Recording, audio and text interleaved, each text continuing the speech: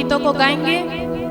परमेश्वर हमारे लिए भले कामों को कर रहा है और भले काम जब परमेश्वर हमारे लिए करता है तो हमें उससे धन्यवाद चढ़ाना है।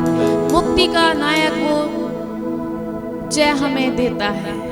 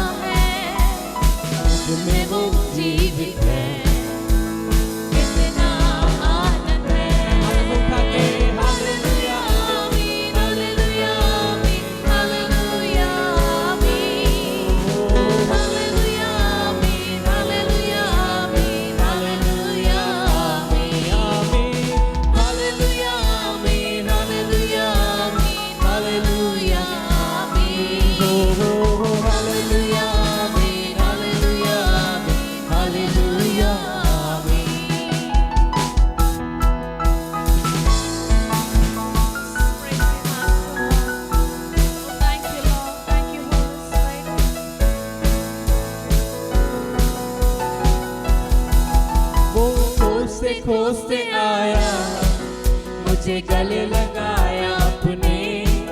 वो खोजते आया, मुझे गले लगाया अपने।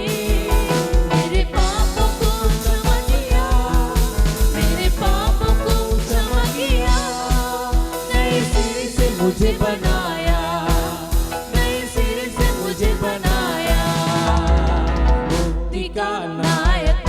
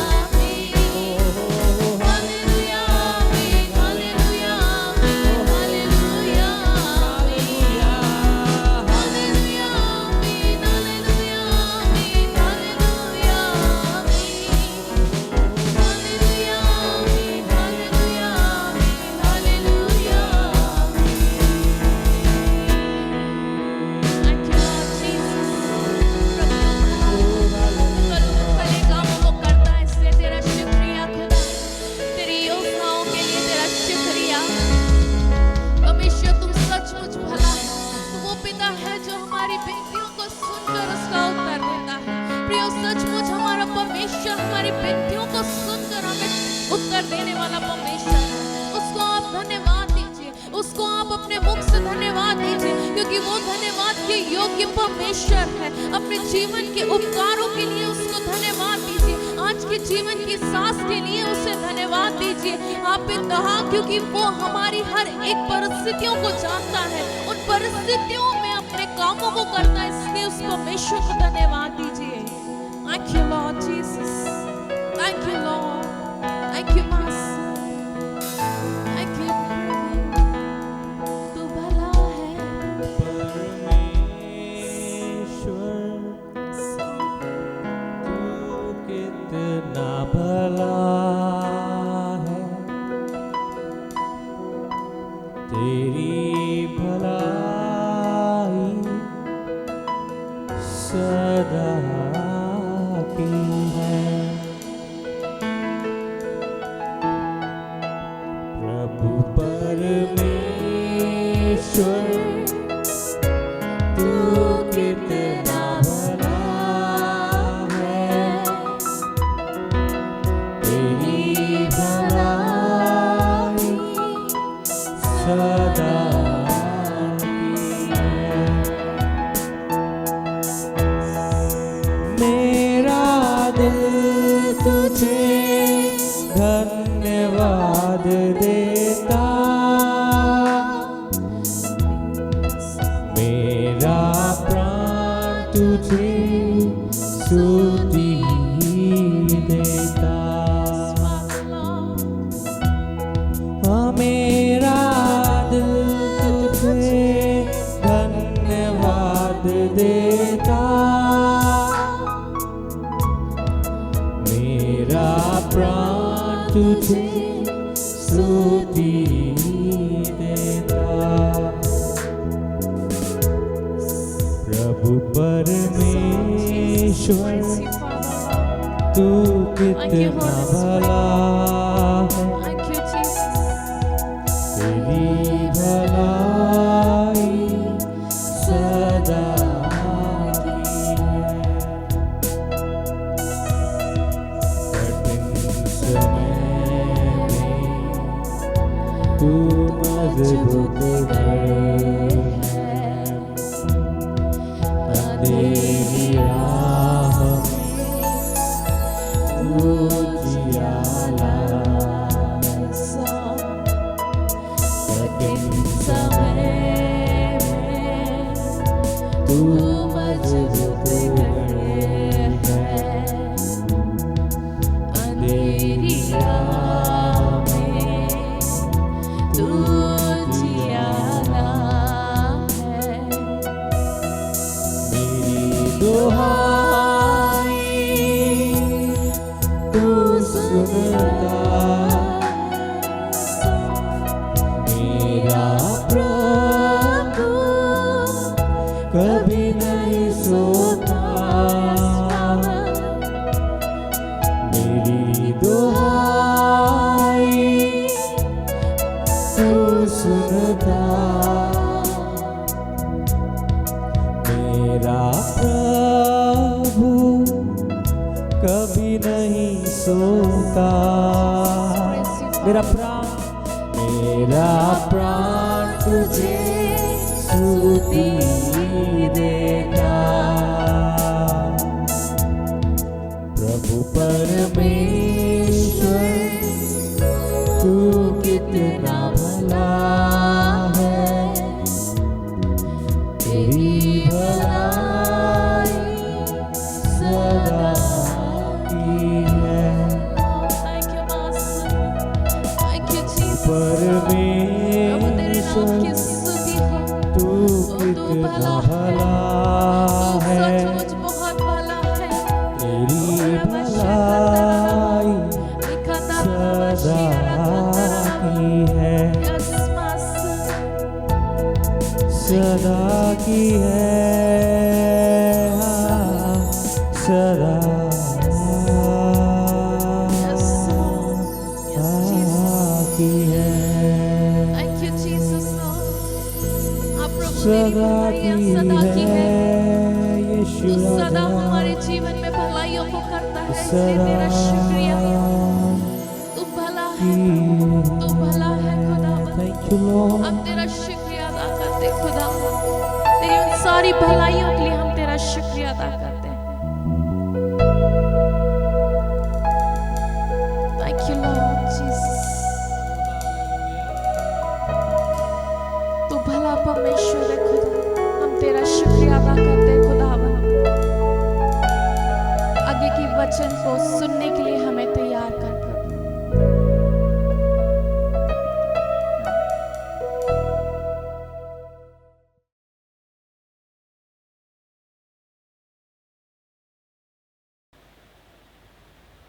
Praise the Lord. Mount Carmel church Ajmer YouTube channel से जुड़े सभी डेली ब्रेड के कार्यक्रम को देखने वाले श्रोतागणों को हम प्रभु यीशु के नाम से आज के डेली ब्रेड कार्यक्रम में अभिनंदन करते हैं।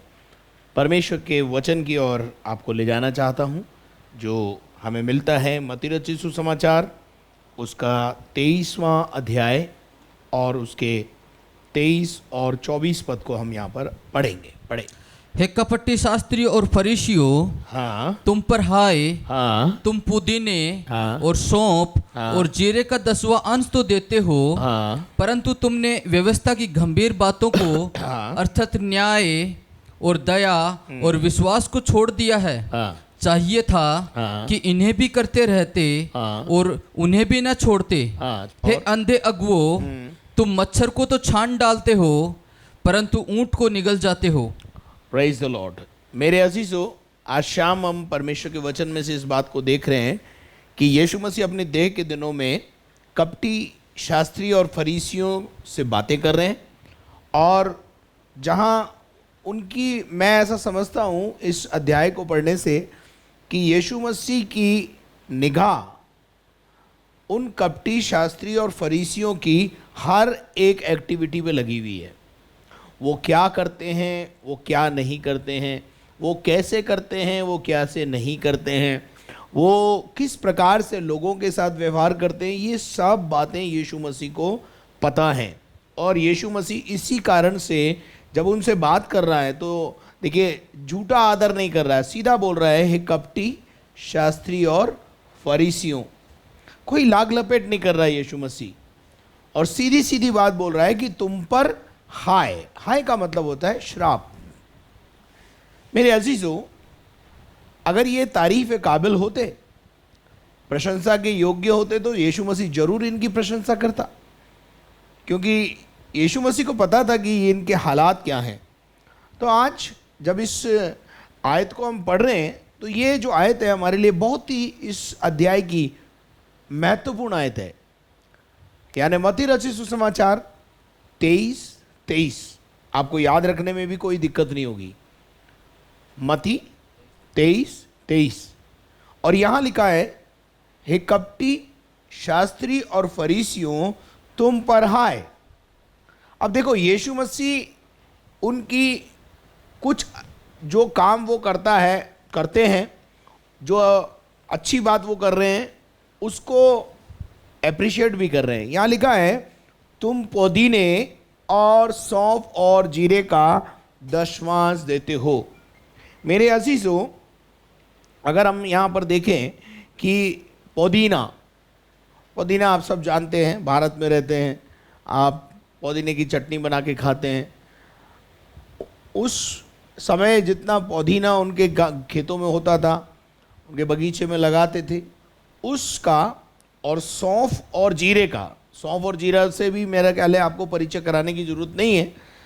ये उन दिनों में उनकी खेती का जो भी आता था, सौंफ और जीरा, यीशु मसीह ने ये 3 शब्द तो यहाँ पर इस्तेमाल किए, लेकिन जो भी पैदावार होती थी, जो भी उनकी आय होती थी, जो भी उनकी इनकम होती थी, जैसे आपकी सैलरी आती है, आप बिजनेस में हैं तो आपकी आय आती है, आपका प्रॉफिट आता है, इन सब का 10वां देने के लिए प्रभु यीशु मसीह इनकी तारीफ कर रहा है ना। ये कह रहा है, यीशु मसीह कह रहा है कि ये अच्छी बात है, और तुम जो है, तुम 10वां पुदीने का, सौंफ और जीरे का, इसका मतलब क्या है, बड़ी बारीकी से 10वां निकालते हैं। सौंफ और जीरे का 10वां अलग करना, तोलना थोड़ा ये ऐसा जो सूक्ष्म चीज है, इसका उदाहरण यीशु मसीह ने दिया। तो मैं सोचता हूँ कि ये अपने और जो दूसरी आय होती थी, हो सकता है उनके पास गाय हों, बैल हों, भैंसे हों, या और अन्य जानवर हों, या और किसी प्रकार की कोई इनकम हो, जो आय होती है उस आय में से 10वां भाग जो है निकालते हैं। अब पूरे मसीही जगत में दशवांश देना जो है, मेरे अजीजों, ये दशवांश कहाँ से शुरू हुआ, कैसे शुरू हुआ? ये दशवांश जो है यीशु मसीह ने नहीं शुरू किया, लेकिन हम सबके पिता अब्राहम ने उत्पत्ति की किताब में जब हम देखते हैं, जब उस अपने भतीजे को उस राजा से बचा के लेकर आया, तो उसने अपनी लूट का जो कुछ उसे मिला उसके अंदर से उसका दशवांश जो है मलकीसदेक को चढ़ाया। मलकीसदेक कौन था? उस जमाने का महायाजक था। ठीक है, हमारे बाप दादों ने, हमारे जो फोर फादर था अब्राहम जो था, उसने मलकीसदेक को वहाँ पर जो है अपना याजक, महायाजक मानकर उसको दशवांश चढ़ाया। तो हम अब्राहम की संतान हैं, तो हमारा ये नैतिक कर्तव्य बन जाता है कि हम अपने बाप दादे की बात को, जिस पर परमेश्वर ने भी मोहर लगाई। देखिए, उत्पत्ति में ये दशवांश हमारे पिता अब्राहम ने शुरू किया, और मलाकी नबी की किताब में परमेश्वर ने उस पर उस बात पर अपनी छाप लगा दी और कहा, जो भी दशवांश देगा मैं उसको आकाश का झरोखा खोलकर आशीष दूंगा और उसके जान और माल की रक्षा करूंगा। तो इसका मतलब क्या है? उसको एक अप्रूवल दिया परमेश्वर ने। परमेश्वर ने नहीं कभी दशवांश मांगा। देखिए, ध्यान रखिएगा, परमेश्वर ने दशवांश नहीं मांगा, लेकिन हमारे पिता अब्राहम ने इस कार्य को शुरू किया, इस विधि को शुरू किया। परमेश्वर ने उसको सहर्ष स्वीकार करके उसको एक नियम के रूप में, एक विधान के रूप में अप्रूवल दे दिया कि आज ठीक है, जो भी खुशी से दशवांश देगा और मेरा भाग मुझे देगा, मैं आकाश का झरोखा खोलकर उसको अपरंपार आशीष की वर्षा दूंगा। तो और उसके जान माल की भी रक्षा करूंगा, ऐसा भी लिखा है। अगर मलाकी नबी किताब में आप पढ़ेंगे, आगे अपन देखेंगे। लेकिन यहां केवल इतना बताना चाहता हूं कि ये जो दशवांश देते थे, और प्रभु यीशु मसीह इनकी इस बात के अंदर तारीफ कर रहा है और ये कह रहा है कि परंतु तुमने व्यवस्था की गंभीर बातों को छोड़ दिया। कभी कभी हमारे साथ भी ऐसा ही होता है, हम व्यवस्था की कुछ बातें जो हमें अच्छी लगती हैं उनको अपना लेते हैं अपने जीवन के अंदर, और कुछ बातें जो वाकई में माननी चाहिए उनको हम छोड़ देते हैं। पुराने नियम में भी ऐसा है और नए नियम की कलीसिया में भी ऐसा है। परंतु यहां पर अपन देखते हैं कि यीशु मसीह इनको ये नहीं कह रहा है कि हे कपटी शास्त्री और फरीसी, अब मैं आ गया हूं, मैंने नया नियम चालू कर दिया है, तुमको दशवांश देना बंद कर देना चाहिए, और अगर तुम दशवांश देते हो तो तुम व्यवस्था का पालन करो, इसलिए तुम पर आए। He never talk like this. अगर ऐसी बात यीशु मसीह मत्ती 23:23 में कर देता, तो मैं सोचता हूं कि नए नियम की कलीसिया में दशवांश देने की जरूरत खत्म हो जाती। क्या आप मेरी बात को समझ रहे हैं? दशवांश क्या है? मान लीजिए आपकी आय जो है वो 100 रुपए है। 100 रुपए में से 10 रुपए मात्र परमेश्वर के हैं। वो परमेश्वर के हैं, वो परमेश्वर के इसलिए हैं कि उस 100 रुपए कमाने की ताकत, बल, बुद्धि, ज्ञान, सब कुछ आपको परमेश्वर ने ही दिया है। वरना 100 रुपए छोड़ कोई 2 रुपए कमाने के लायक नहीं रहता।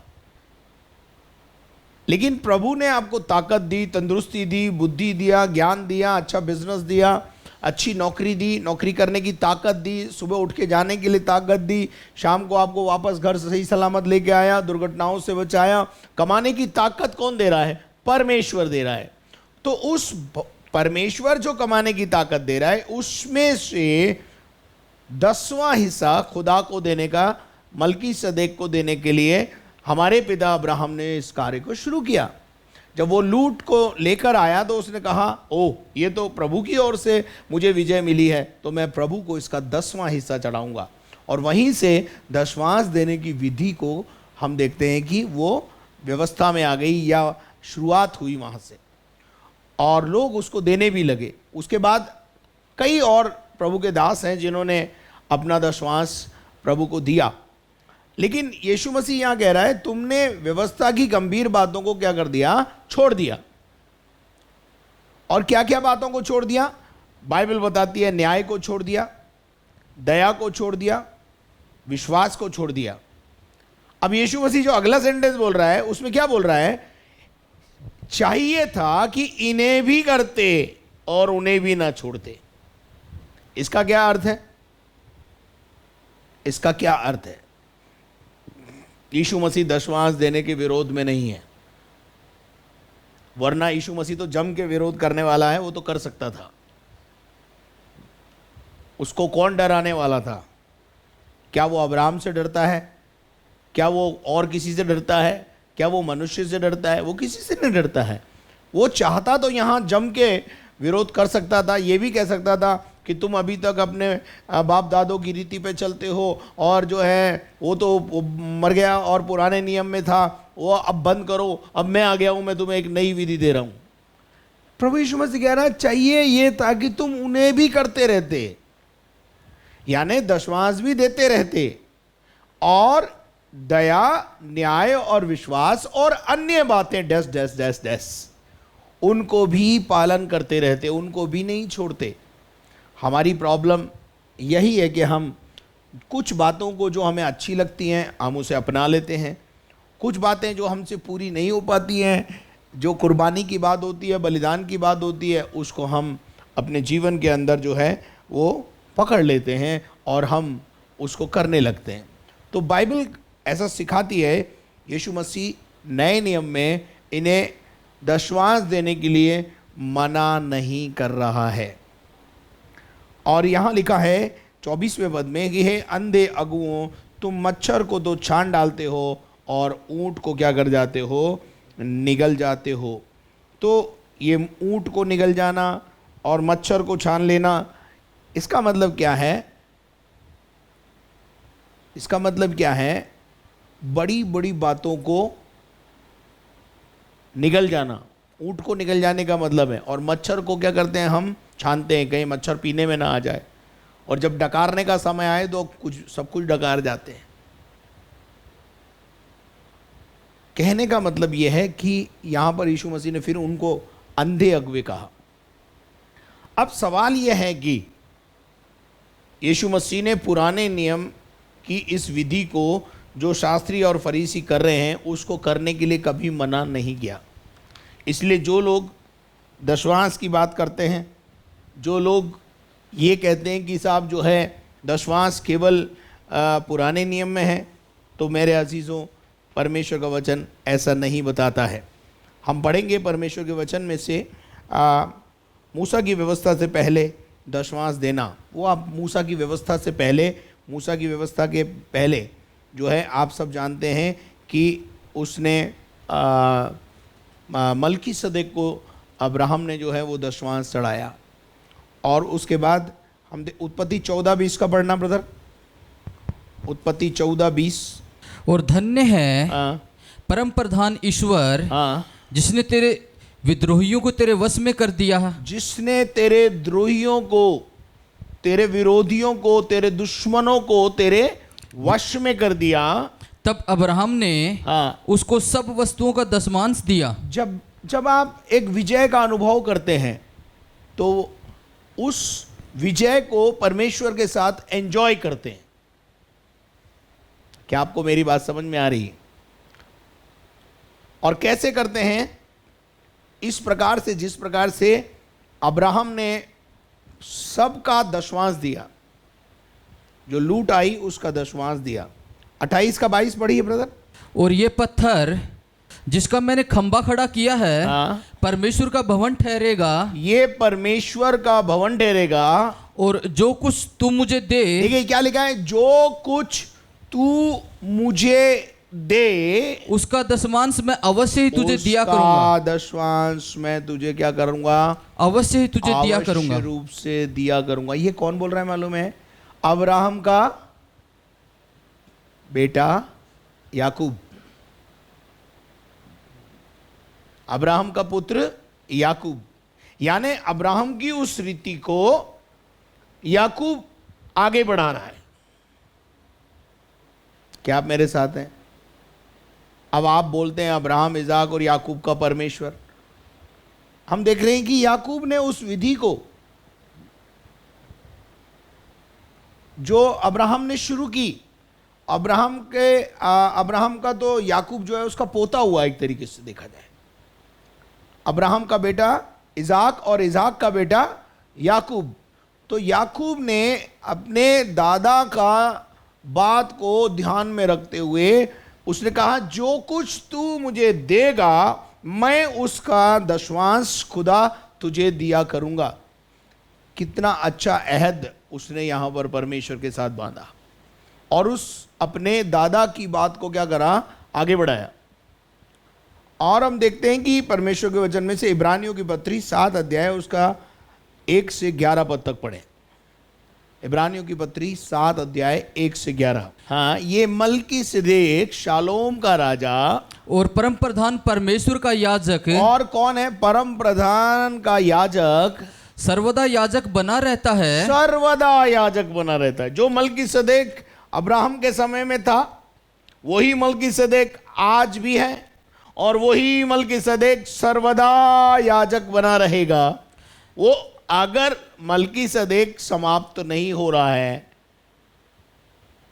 तो उसको चढ़ाई जाने वाली भेंट जो हमारे पूर्वजों ने चढ़ाई जिस प्रकार से, तो अगर हम उसको चढ़ाना बंद करेंगे तो उसका कार्य कैसे चलेगा? तो यहां लिखा है सर्वदा याजक बना रहता है। जब अब्राहम राजाओं को मारकर लौटा जाता था। अब देखिए, इब्रानियों की पत्री तो नए नियम में है। इसका जिक्र बाइबल स्कॉलर्स को हटा देना चाहिए था, क्योंकि नए नियम में अगर आप ये कहते हैं कि नए नियम में हमको जो है बाइबल में कहीं नहीं लिखा है, तो आ जाइए अपन क्या लिखा है। यहां लिखा है राजाओं को मारकर लौटा तो इसी ने उससे भेंट करके उसे क्या दी? आशीष दी। हालेलुया। मल्कीसिदेक ने उससे भेंट किया और उसे क्या दी? आशीष दी। और इसी को अब्राहम ने सब वस्तुओं का, इसी मल्कीसिदेक को जो सदा का राजा है, सदा का महायाजक है, उसको उसने दशवांश भी दिया। और ये पहले अपने नाम के अर्थ के अनुसार धर्म का राजा, और फिर शालेम यानी शांति का राजा, अर्थात शांति का राजा है। हाँ, शांति का राजा कौन है? आप सब जानते हैं, यीशु मसीह। तो इसका मतलब अनजाने में जो मल्कीसिदेक अब्राहम के समय में है वो किसको रिप्रेजेंट कर रहा है? यीशु को। अब जब यीशु को ही भेंट चढ़ाई जा रही है तो यीशु क्यों मना करेगा नए नियम में? क्या आप मेरी बात को समझ रहे हैं? यीशु ही शांति का राजा है, यीशु ही विजय दिलाने वाला है, यीशु ही धर्म का राजा है, वही सब कुछ है। जब उसने मल्कीसिदेक ने वहां अब्राहम की भेंट को स्वीकार किया और उसको आशीष दी, तो आज भी वो अपने दशवांश देने वालों को, भेंटें देने वालों को आशीष क्यों नहीं देगा? क्या आप मेरे साथ हैं? मेरे अजीजों, ये विषय निकलता हुआ आया है, इसलिए मैं बहुत अच्छी रीति से आपको समझाने की कोशिश करूंगा। आशा करता हूं इसके बाद आपको समझ में आ जाएगा और आप अपनी आशीष कभी नहीं खोएंगे। You are going to blessed in these days. इन वचनों के द्वारा आप आशीष पाएंगे और आप दशवांश देना सीख जाएंगे और आकाश का झरोका आपके लिए खुलना शुरू हो जाएगा। और क्या लिखा है? शांति का राजा है और जिसका ना पिता, जिसका ना बाप है, ना माता है, ना वंशावली है। आप सब जानते हैं वो किसके लिए बात बताया जा रहा है? जिसका आगे, जिसके दिनों का ना आदि है, ना आदि है और ना जीवन का अंत है। ये किसके लिए है? और क्या लिखा है? परंतु परमेश्वर के पुत्र के स्वरूप ठहर कर। कौन ठहरा है? जीसस, यीशु। वह इसका सदा ना पिता है, ना माता है, ना वंशावली है, और ना आदि दिनों का आदि है, ना अंत है, जीवन का अंत है, और वो परमेश्वर के पुत्र के स्वरूप ठहरा है। आगे, वह सदा के लिए याजक बना रहता है। सदा के लिए हमारा याजक बना रहता है, महायाजक है हमारा वो। हालेलुया। आगे चौथा पद, अब इस पर ध्यान करो इस पर ध्यान करो, इस पर ध्यान करो कि वह कैसा महान था, वो कैसा महान था। जिसको कुलपति अब्राहम ने हाँ, कुलपति का शब्द इस्तेमाल किया है यहाँ पर। कुलपति का मतलब यह है कि बहुत ज्यादा आदरणीय। आगे, जिसको कुलपति अब्राहम ने लूट के अच्छे से अच्छे माल का दसवांश दिया। लूट के हर माल का क्या दिया? अच्छे से अच्छा माल का दसवांश दिया। तो लेने वाला कौन था? मलकीसदेक। मलकीसदेक कौन है? सदा का महायाजक। नए नियम में वो महायाजक मर थोड़ी गया है, वो अभी भी जिंदा है और आपको आशीष देने की सामर्थ रखता है। पढ़िए, चलिए आगे पढ़िए।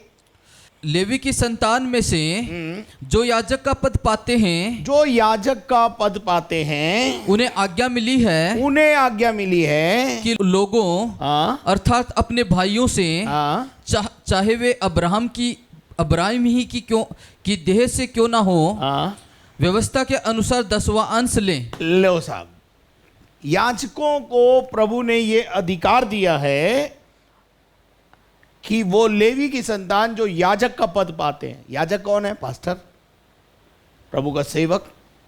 उन्हें यह आज्ञा मिली है कि लोगों अर्थात अपने भाइयों से, चाहे वो अब्राहम की संतान हो, चाहे वो अन्यजाति से प्रभु में आए हो, उनसे क्या करें? व्यवस्था के अनुसार 10वां अंश लें। परमेश्वर के वचन के अनुसार क्या ग्रहण करें? दशवांश लें। जो दशवांश देता है उसको कभी दशवांश देने से रोके नहीं, क्योंकि दशवांश नहीं लेने से उसकी आशीष आप गंवा दोगे। ठीक है, अच्छा जी, आगे बढ़ेंगे जरा। पर इसने जो उनकी वंशावली में का भी न था, पर इसने जो उनकी वंशावली में भी का ना था, अब्राहम से 10वां अंश लिया। अब्राहम से क्या लिया? 10वां अंश लिया। अब्राहम से क्या लिया? 10वां अंश लिया। और जिसे प्रतिज्ञाएं मिली थी, और उसे आशीष दी। जिससे प्रतिज्ञाएं मिली थी। अब्राहम को क्या मिली थी? प्रतिज्ञा मिली थी। और प्रतिज्ञा के बाद क्या मिली उसे? आशीष भी मिली। चलिए, आप मेरे साथ हैं, अपन नए नियम में बात कर रहे हैं। चलिए आगे बढ़िए। इसमें संदेह नहीं, इसमें कोई संदेह नहीं कि छोटा बड़े से आशीष पाता है। छोटा बड़े से आशीष पाता है। इसका मतलब मलकीसदेक बड़ा है, महायाजक है, और सदा का महायाजक है, और अब्राहम उससे क्या पा रहा है? आशीष पा रहा है। अब्राहम ने कब आशीष पाई उससे? जब वो अपनी माल का, अपनी विजय का शेयरिंग खुदा के साथ कर रहा है, याजक के साथ कर रहा है। हालेलुया। आने वाले दिनों में मैं आपको पूरी रीति से नए नियम और पुराने नियम दोनों में कहाँ कहाँ कैसे कैसे दशवांश के विषय में लिखा हुआ है पूरा बताऊंगा। और इसमें संदेह नहीं कि छोटा बड़े से आशीष पाता है। पढ़ दीजिए। यहाँ तो वह मरणहार मनुष्य हाँ 10वां अंश लेते हैं, हाँ, पर वहाँ वही लेता है हाँ, जिसकी गवाही दी जाती है। हाँ, यहाँ तो दुनिया में तो मरणहार लोग जो है, यानी हम जो याजक हैं, वो मरेंगे ना एक दिन, और उनको आप दशवांश देते हैं। पर वहाँ का मतलब है परमेश्वर के यहाँ वही लेता है जिसकी गवाही दी जाती है कि वह जीवित है। कौन है जीवित? यीशु मसीह। जब आप धरती पर दशवांश देते हैं तो स्वर्ग में एक्सेप्ट होता है। अब आप बोलेंगे ऐसा कैसे होता है? अरे भाई, तुम अजमेर से पैसा डालोगे, बॉम्बे में निकल जाएगा अगले मिनट में। अमेरिका में पैसा डालोगे, अमेरिका से इंडिया में पैसा भेजने में विद इन 2 मिनट्स ट्रांजेक्शन्स हो जाते हैं। दुनिया ने कितनी तरक्की की है। तो ये आप विश्वास क्यों नहीं करते कि धरती पर यदि हम परमेश्वर के भवन में लाकर अपना दशवांश देते हैं तो सीधा एक्सेप्ट होता है खुदा के घर में। और एक्सेप्ट कौन करता है मालूम है? जो जीवित परमेश्वर है। कौन है वो? यीशु मसीह। चलिए आगे बढ़िए। तो हम ये भी कह सकते तो हैं हम ये भी कह सकते हैं कि लेवी ने भी लेवियों ने भी जो 10वां अंश लेता है दशवांश लेता है। अब्राहम के द्वारा 10वां अंश दिया। लेवियों ने भी जो दशवांश लेता है अब्राहम के द्वारा क्या दिया? 10वां अंश दिया। इसका मतलब बाइबल बताती है कि जो लेवी हैं, लेवी को भी, पास्टर को भी अपने दशवांश का दशवांश देना चाहिए, अपनी आय का दशवांश देना चाहिए। पास्टर का प्रॉब्लम यह है, वो लेना चाहता है, देना नहीं चाहता, इसलिए उसको मिलता ही नहीं। जब तक कि वो खुद देना नहीं सीखेगा तब तक वो अपनी कलीसिया को भी देना नहीं सिखाएगा और सिखा भी नहीं पाएगा, और खुद भी गरीब रहेगा और अपनी कलीसिया को भी गरीब, विश्वासियों को गरीब रखेगा। चलिए आगे क्या लिखा है? जिस समय मलकीसदिक ने उसके पिता से भेंट की, उसके पिता से भेंट की, उस समय वह अपने पिता की देह में था।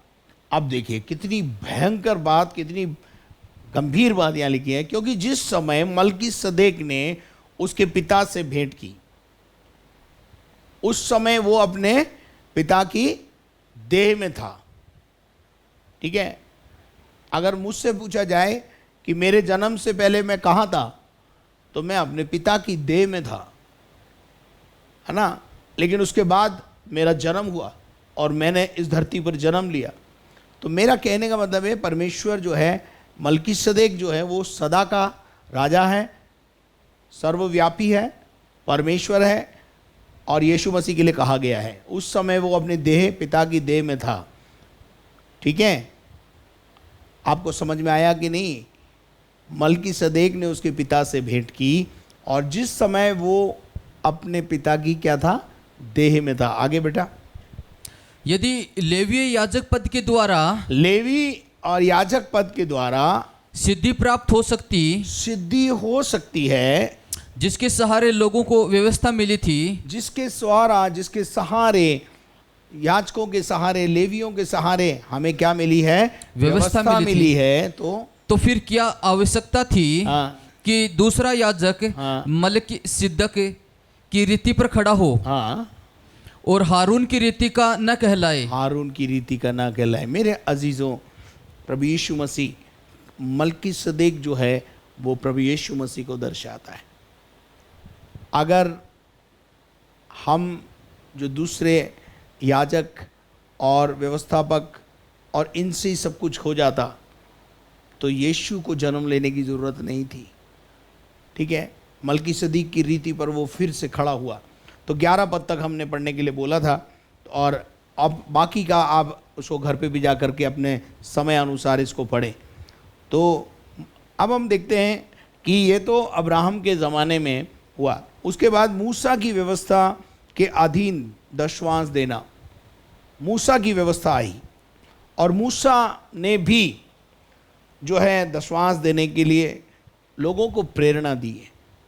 लेकिन आज हम केवल इस बात पर मनन करेंगे कि उत्पत्ति की किताब में सबसे पहले अब्राहम ने अपनी लूट का दशवांश देकर इस व्यवस्था को आरंभ किया, और उसके बाद हमने याकूब के उसको देखा कि याकूब जो है अपने दादा की उस विधि को आगे बढ़ाता है। और उसके बाद हम देखते हैं कि मलाकी नबी की किताब, उसका 3 अध्याय और उसके आई थिंक 10 पद से ज़रा आप पढ़ दें, तो वहाँ हम देखते हैं कि आपको पता चलेगा कि प्रभु ने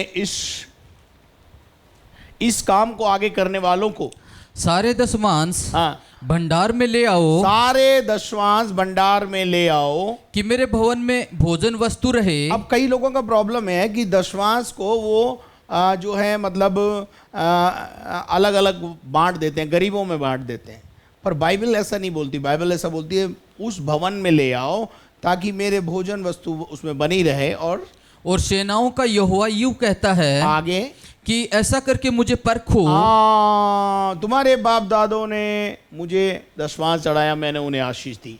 आप सब जानते हैं कि परमेश्वर ने याकूब को कितनी आशीष दी, और याकूब ने एक वादा किया, जो कुछ तू मुझे देगा उसमें से मैं तुझे उसका दशवांश बराबर चढ़ाऊंगा। ऐसा हमने पढ़ा है और ऐसा करना भी चाहिए। चलिए अपन देखते हैं आगे क्या लिखा है। ऐसा करके मुझे परखो, ऐसा करके मुझे परखो कि मैं आकाश के झरोखे हाँ, तुम्हारे लिए खोलकर हाँ, तुम्हारे ऊपर अपरंपार आशीष की वर्षा तुम्हारे ऊपर आशीष की वर्षा करता हूं। प्रभु कहता है तुम करता हूं ऐसा कि करो, नहीं? तुम आज भी ऐसा करो। बाइबल में प्रभु यीशु मसीह ने, परमेश्वर ने ऐसा नहीं कहा कि जो है ये बंद कर दो। वो कह रहा है इसको कंटिन्यू करो, और ऐसा करके जैसे तुम्हारे बाप दादों ने इस चीज को आगे लेकर आए हैं, आज तक लाए हैं, उसको आगे लेके जाओ। और मत्ती 23:23 में यीशु मसीह ये कह रहा है कि तुम ये भी करते रहते और ये भी करते रहते। न्याय और दया और प्रेम की जो बातें थी तुमने छोड़ दी, वो तुम्हें छोड़नी नहीं चाहिए थी। ऐसा प्रभु यीशु मसीह कह रहा है कि न्याय, दया और विश्वास को तुमने क्या कर दिया है, मिटा दिया है अपने जीवन से। आज तुम्हारे अंदर जो है न्याय की आत्मा नहीं है, दया की आत्मा नहीं है। तुम दशवांश देने में बहुत प्रॉम्प्ट हो, लेकिन इनके साथ ये बातें भी तुम्हें करना है। केवल दशवांश देने से नहीं मेरे प्यार भाई बहनों, लेकिन दशवांश के साथ इन बातों को, न्याय, दया, विश्वास को हमें अपने जीवन में लागू करना है। फिर हम मलाकी में आएंगे वापस और उसको अंत में पढ़ेंगे। मैं तुम्हारे लिए नाश करने वालों को ऐसा घुड़कूंगा, मैं तुम्हारे अपरंपार आशीष की वर्षा करूंगा और तुम्हारे नाश करने वालों को ऐसा घुड़कूंगा कि वह तुम्हारी भूमि की उपज नष्ट न करेगा। तुम्हारी भूमि की उपज को वो नष्ट नहीं करने पाएगा। यानी तुम्हें बर्बाद करने वाले से मैं बचाऊंगा, तुम्हें बर्बाद करने वाले से मैं छुड़ाऊंगा, और तुम्हारे फल कभी, तुम्हारी दाखलताओं के फल कभी कच्चे ना गिरेंगे। सेनाओं के यहोवा का यही वचन है। इसका मतलब प्रभु परमेश्वर ने दशवांश के ऊपर यहाँ एक मोहर को लगा दिया कि जो मुझे आगे इसको कंटिन्यू करेगा मैं उसे आशीष दूंगा। आइए, परमेश्वर के वचन को आपने सुना है, और अगर आपने आज तक दशवांश देना शुरू नहीं किया है, अपनी आय का 10वां भाग परमेश्वर के लिए अलग करना शुरू कीजिए। देखिए आने वाले दिनों में परमेश्वर आपको आशीष देगा।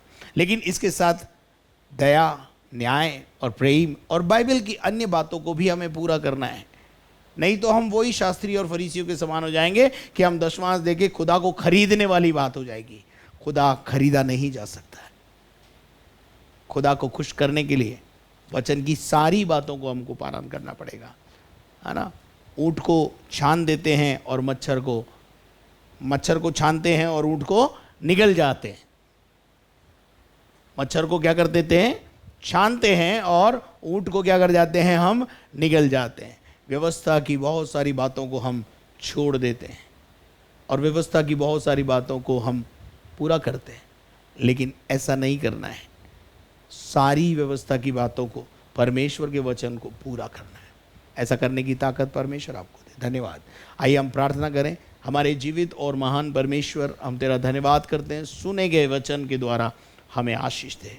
आज शाम प्यारे परमेश्वर, हमने देखा कि अब्राहम ने किस प्रकार से दशवांश के कार्य को शुरू किया और किस प्रकार से वो उसको आगे ले गया। परमेश्वर तू हमारी मदद कर।